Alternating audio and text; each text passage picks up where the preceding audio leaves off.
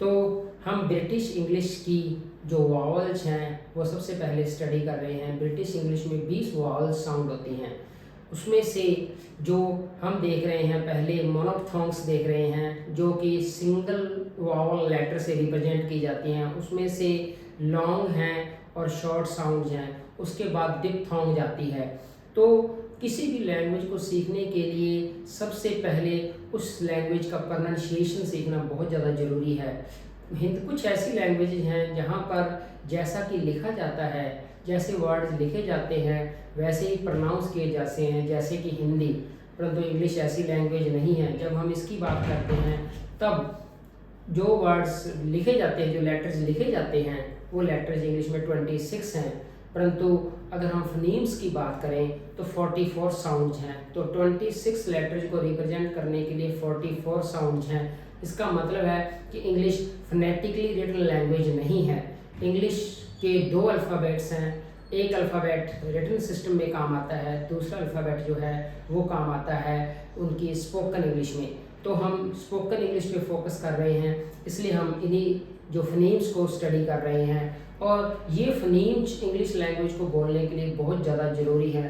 तो अगर आप इंग्लिश को सीखना चाहते हैं, अगर आप चाहते हैं कि इंग्लिश में फ्लुएंट हो, तो सबसे पहले इस बात की ज़रूरत है कि आप फनीमिक ट्रांसक्रिप्शन, फोनेटिक्स उस लैंग्वेज की सीखें।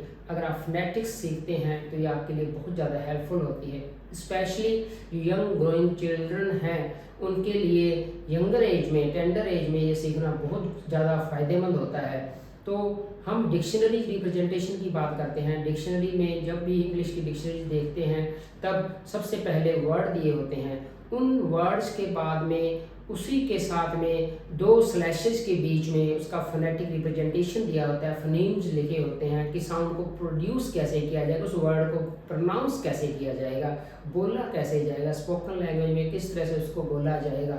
तो वो सीखना बहुत ज़रूरी है। तो हम जो स्टैंडर्ड फॉलो कर रहे हैं ये IPS स्टैंडर्ड है, इंटरनेशनल फोनेटिक्स अल्फ़ाबेट का है, डिज़ाइन है, और यही फॉलो किया जाता है through out the world. Oxford और कैम्ब्रिज डिक्शनरीज, दोनों डिक्शनरीज इन्हीं लेटर्स को, इन्हीं फनीम्स को यूज कर रही हैं। तो हम जो कॉमन रिप्रेजेंटेशन है थ्रू आउट द वर्ल्ड उसको सीख रहे हैं। तो ये जब भी आप डिक्शनरी खरीदते हैं, जब भी आप बायोलिंगुअल या लिंगुअल या मोनोलिंगुअल डिक्शनरी खरीदते हैं, इंग्लिश इंग्लिश इंग्लिश हिंदी खरीदते हैं, तो आपको उसके साथ में उसकी फोनेटिक्स जरूर दी होती है, हर वर्ड को किस तरह से प्रोनाउंस किया जाए। तो आज हम शॉर्ट वाल्स देख रहे हैं। ये फ्रंट वाल्स हैं इंग्लिश के। फ्रंट वाल्स का मतलब ये होता है कि आप जो फ्रंट पार्ट है, टिप है टंग की, वो आप जस्ट दांतों के पीछे रखते हैं। नीचे वाले दांत के जस्ट जीभ पीछे रहेगी, बिल्कुल टच करेगी टिप जो है टंग की वो मेरे नीचे वाले दांत को। तो ये क्लोज मिड फ्रंट है। क्लोज मिड का मतलब है कि मुंह मेरा थोड़ा सा ओपन होगा, और जो अनराउंडेड का मतलब है लिप्स हल्के से स्प्रेड होंगे। तो सबसे पहले किसी भी वावल को समझने से पहले फिजिकल देखना होता है कि उसकी जो आर्टिकुलेशन है, मेरा माउथ की पोजीशनिंग क्या है, मेरे आर्टिकुलेटर्स की पोजीशनिंग क्या है। तो सबसे पहले हम यही देख रहे हैं कि मुंह लगभग थोड़ा सा खुला रहेगा, क्योंकि ये क्लोज मिड वावल है। लगभग 1 उंगली का गैप रहता है ऊपर वाले दांत और नीचे वाले दांत में। लिप्स थोड़े से स्प्रेड रहते हैं, और जो मेरी जीभ है वो ना तो ज़्यादा दबी हुई रहेगी ना ऊपर उठेगी। तो जीभ जो मेरी अंदर है वो दांतों के बिल्कुल पीछे टिप टच रहेगी, और बाकी वाली जीभ मेरी लगभग रिलैक्स रहती है, न्यूट्रल पोजीशन में रहती है। तो यही है शॉर्ट वॉइस्ड साउंड हैं, जॉज आर बिट फ्रंटेड हैं, लिप्स थोड़े से स्प्रेड होंगे, tip of the tongue behind the lower teeth neither pushed nor press down, ना तो नीचे प्रेस डाउन होगी। अगर हम साउंड की बात करें, क्वालिटी की साउंड की बात करें, तो ये साउंड है ए A A A A A A A A. तो ये बहुत महत्वपूर्ण साउंड है। इसी के साथ हम दूसरी साउंड जो आगे डिस्कस करेंगे वो इससे भिन्न है, और मिनिमल वर्ड पेयर्स हैं। मतलब सिर्फ एक साउंड के बदलने से वर्ड का मीनिंग चेंज हो जाता है। हम देखेंगे परंतु सबसे पहले हम इसी साउंड पर फोकस करते हैं। तो ये जो साउंड है ये बहुत कॉमन साउंड है, बहुत सारी ऐसी लैंग्वेजेज हैं यहाँ पर ये साउंड होती है, परंतु इसकी जो अपोजिट दूसरी साउंड जो हम स्टडी करेंगे वो नहीं होती। जैसे हम बात करें जर्मन में दूसरे वाली साउंड नहीं होती जो कि ए है, ए ये साउंड जर्मन में नहीं होती।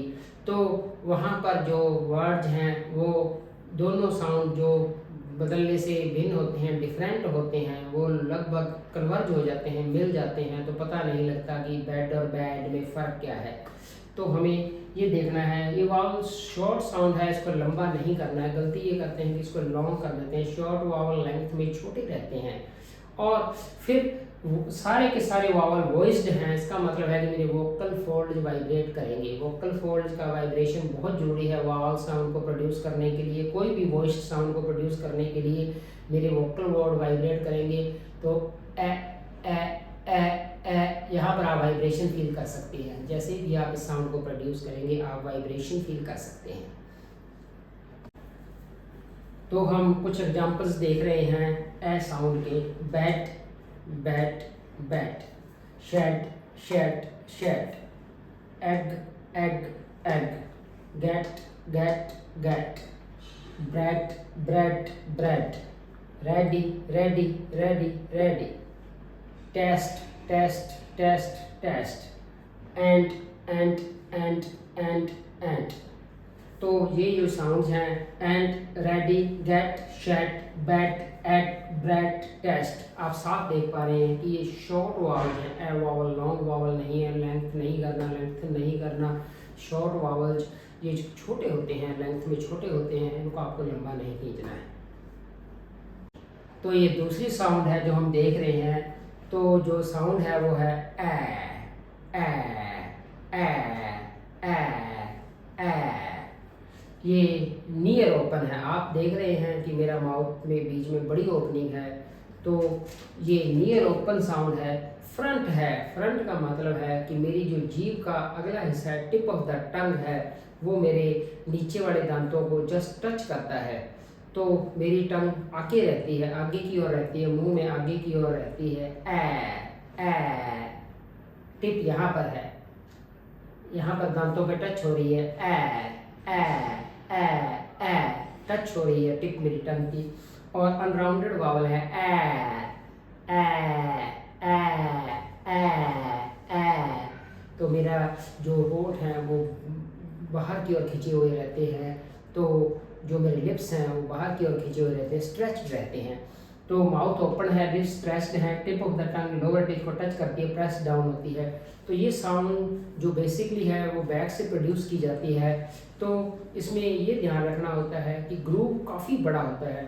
जब भी आपको स्पेस ज़्यादा क्रिएट करनी होती है किसी भी साउंड को प्रोड्यूस करने के लिए, तब जीभ आपकी नीचे जाएगी और मुंह, जैसे ही जीभ नीचे जाएगी तो मुंह ज़्यादा खुलेगा, और जैसे ही मुंह ज़्यादा खुलेगा जीभ नीचे जाएगी। उस साउंड को ओपन साउंड कहा जाता है। ओपन साउंड इंग्लिश में बड़ी माउथ ओपनिंग के साथ प्रोड्यूस की जाती है।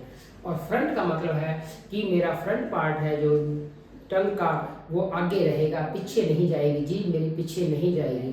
अगर आप जीभ को सही पोजीशन पे रखते हैं, मुंह को सही खोलते हैं और लिप्स को सही रखते हैं, तो जो साउंड ऑटोमेटिकली प्रोड्यूस होती है, ऑटोमेटिक प्रोडक्शन है। अगर आपका आर्टिकुलेशन बिल्कुल सही है तो ऑटोमेटिक प्रोडक्शन साउंड का भी बिल्कुल सही होगा। जैसे मैं कहूँ ए A A A A A A ए, मैं कितनी बार भी प्रोड्यूस करूँ साउंड को, साउंड में फर्क नहीं आएगा। ए ए ए ए ए। तो sat, band, tap, lap, flash, sat, lamp, pan, pan, lamp, sat, flash, lap, tap, band, sat. तो जो साउंड हम प्रोड्यूस कर रहे हैं, ये जो भी मेरे दोनों वर्ड्स हैं, right hand side, left hand side, left hand column, right hand column में जो वर्ड्स हैं, सिर्फ एक साउंड में डिफरेंट है। तो ऐसी साउंड जिनमें सिर्फ एक साउंड डिफरेंट होती है, बाकी सारे साउंड सेम होती हैं, वो इंग्लिश में मिनिमल पेयर्स कहे जाते हैं। तो ये मिनिमल पेयर्स हैं। तो जो पहले मैं राइट हैंड साइड को प्रोड्यूस करूँगा, फिर मैं लेफ्ट हैंड की साउंड को प्रोड्यूस करूँगा।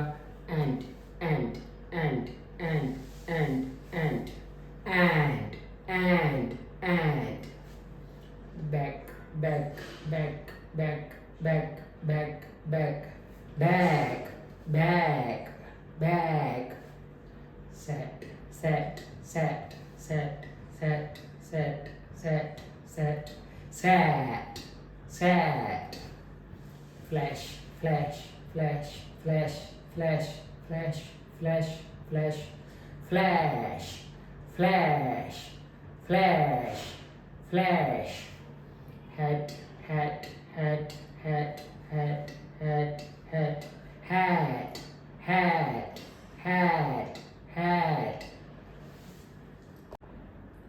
Thanks for watching. If you like the video, please like, share and subscribe.